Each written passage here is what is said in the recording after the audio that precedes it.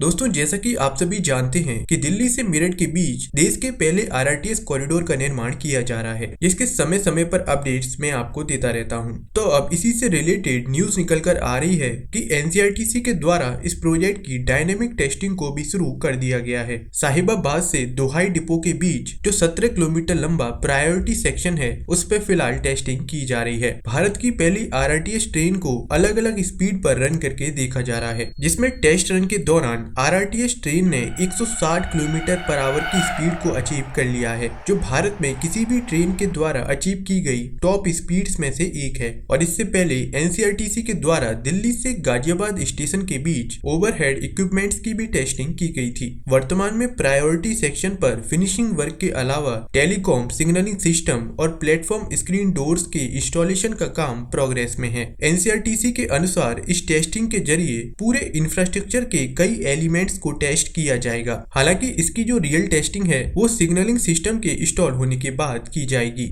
एक बार telecom signalling system और जरूरी इक्विपमेंट्स इंस्टॉल होने के बाद एनसीआरटीसी फौरन इसका high speed trial run conduct करने वाली है, क्योंकि एनसीआरटीसी ने इस साल मार्च तक प्रायोरिटी सेक्शन को पब्लिक कम्यूटेशन के लिए ऑपरेशनल करने का टारगेट बनाया है। आरआरटीएस की बात करें तो ये एक new rail based high speed और हाई फ्रीक्वेंसी ट्रांजिट सिस्टम है। इस सिस्टम के जरिए लोगों को फास्ट, रिलायबल, सेफ, एफिशिएंट और कंफर्ट के साथ साथ एक सस्टेनेबल ट्रांसपोर्ट सॉल्यूशन प्रोवाइड किया जाएगा। पिछले कुछ डिकेड्स में मेट्रो रेल सर्विसेज के जरिए देश के कई सिटीज में इंट्रा सिटी यानी एक सिटी के अंदर ट्रेवल करने के लिए लोगों को पब्लिक ट्रांसपोर्ट की तरफ शिफ्ट किया गया है। और इसको एक स्टेप आगे ले जाते हुए अब आरआरटीएस के जरिए 180 किलोमीटर पर आवर की हाई स्पीड के साथ रीजनल और इंटर सिटी कम्यूटेशन यानी दो सिटीज के बीच ट्रेवल करने के लिए एक new mode of transport provide किया जाएगा, जिसकी जरूरत पिछले कुछ वर्षों से महसूस की जा रही है। तो दोस्तों, भारत के पहले आरआरटीएस कॉरिडोर को लेकर आपके क्या विचार हैं, हमें कमेंट सेक्शन में जरूर बताएं।